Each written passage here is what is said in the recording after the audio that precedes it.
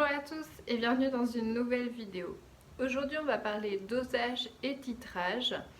Tout ce qu'il faut savoir pour ce chapitre de physique-chimie est dans cette vidéo. Je vous laisse avec la vidéo. Tout d'abord, qu'est-ce qu'un dosage?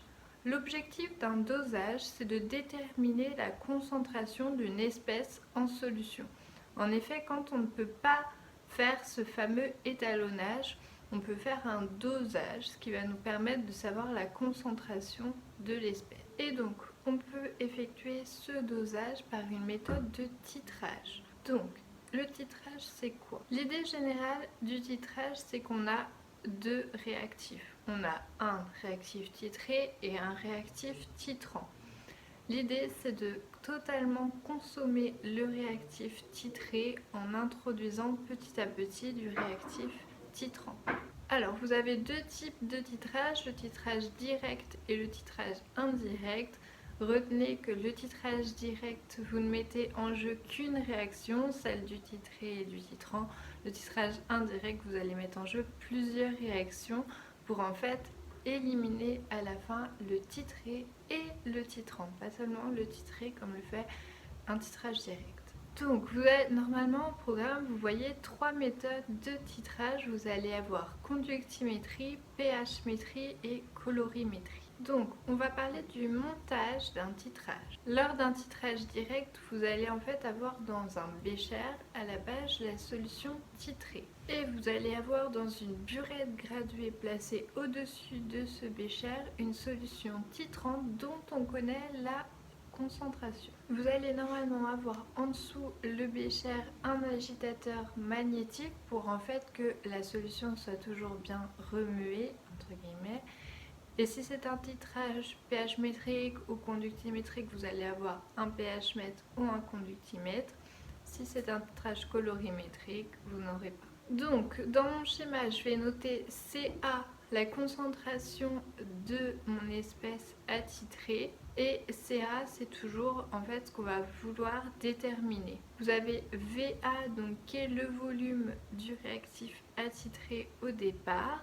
Vous avez la concentration CB qui est la concentration de l'espèce titrante dont on connaît et VB le volume de l'espèce titrante que vous allez verser dans le bécher. Donc en fait l'idée générale c'est de verser progressivement votre espèce titrante et d'observer comment réagit au niveau réactionnel les deux espèces pour ensuite établir par exemple une courbe de titrage. Donc, au niveau de cette réaction entre l'espèce titrante et l'espèce titrée, il est important qu'elle suive une règle, la règle RTU, qui veut dire rapide, total et uni. Donc, qu'est-ce que ça veut dire? Rapide, ça veut dire que la réaction doit être quasi immédiate. Total ou quasi total, ça veut dire qu'en fait, il va y avoir réaction jusqu'à épuisement de l'un des réactifs. Et unique, ça veut dire qu'il n'y a que cette réaction qui se produit lorsqu'on verse l'espèce titrante à l'espèce titrée. Donc, il va se produire un phénomène, petit à petit, on va verser de l'espèce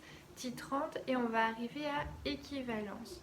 L'équivalence, c'est quoi? C'est le moment où en fait j'ai totalement consommé l'espèce titrée. Je n'ai plus mon réactif qui était dans le bécher.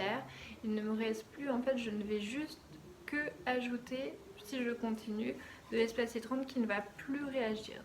Au stade de l'équivalence, le bécher ne contient ni de A, qui est l'espèce donc titrée, et ni de B, qui est l'espèce titrante. Elle ne contient en fait que la réaction, le produit des deux. On dit alors qu'à l'équivalence, les deux réactifs sont introduits en proportion stoichiométrique. On peut alors définir trois phases par rapport à notre titrage. On a la première phase qui est avant l'équivalence. Avant l'équivalence, j'ai A en excès, donc l'espèce titrée, et le réactif B et le réactif limitant. À l'équivalence, A et B sont tous les deux des réactifs limitants. Après l'équivalence, le réactif A a totalement disparu et donc quand on va rajouter B, il ne va pas réagir et va s'accumuler dans le bécher. Donc à partir de ça, on peut faire un tableau Je vais faire un tableau général qui donne pour toutes les situations, mais bien sûr après il faut remplacer par rapport à ce que vous avez. Comme à l'équivalence on a bien la relation NA sur petit a, le nombre stoichiométrique de A, égale NB à l'équivalence sur petit b, le nombre stoichiométrique de B. Donc cette relation elle va nous donner une autre relation qui est CA fois VA sur petit a égale CB fois VB équivalence sur petit b. Donc VB équivalence, c'est le volume qu'on a versé de titrant à l'équivalence. Donc comment repérer l'équivalence? Alors votre équivalence, vous allez la repérer selon bien sûr le titrage que vous faites. Si vous faites une courbe de titrage, donc dans le cas d'un titrage pH métrique ou dans le cas d'un titrage conductimétrique, là c'est beaucoup plus simple. En fait, quand votre pH varie ou quand votre conductimétrie varie, c'est là que vous allez avoir l'équivalence. Varie brutalement. Au niveau d'un titrage colorimétrique, alors normalement ce qui se passe c'est qu'on a un brusque changement de couleur lorsqu'on atteint l'équivalence. Donc on peut se retrouver aussi avec le cas par exemple où A est déjà coloré. Dans ce cas-là, une disparition de la couleur peut être significative de l'équivalence, ou le cas où B est coloré et donc en fait la couleur de B ne va persister dans le bécher qu'à l'équivalent. Donc comme je vous avais dit au départ, l'objectif c'est de trouver la concentration de A au départ. Donc on peut résoudre en disant que CA égale petit a sur petit b fois CB fois VB équivalence sur VA. Donc ça, c'est la formule qui va nous permettre à la fin de trouver VA une fois qu'on a tout. Donc il nous faut l'équation de réaction, le volume à l'équivalence de B et le volume de A à la base. Donc maintenant, je vais vous donner quelques points. Quand vous vous présentez face à un exercice de titrage, qu'est-ce qu'il faut repérer? Quels sont les points importants? Le premier point important, c'est repérer l'espèce titrée, l'espèce titrante. L'espèce titrante est toujours dans la burette. Vous pouvez le retenir. N'hésitez pas à encadrer la réaction si elle vous est donnée, elle est super importante. N'hésitez pas à noter s'il y a eu une dilution par rapport à l'espèce titrée. Si c'est le cas, à la fin, vous aurez la concentration de l'espèce fille et pas de la solution mère. Donc il va falloir remultiplier la concentration par le facteur de dilution. Ce que je vous conseille au niveau de la rédaction, c'est de toujours rappeler la définition de l'équivalence. Ça fait partie intégrante de ce type d'exercice. Il est important de le rappeler et de montrer qu'on la connaît. Aussi, mettez des indices par rapport au volume, aux concentrations. C'est la concentration de A, c'est le volume de B, c'est le volume titré, c'est le volume titrant. Tout ça, c'est très important pour ne pas vous confondre. Il n'y a pas qu'un seul V, il n'y a pas qu'un seul C, etc.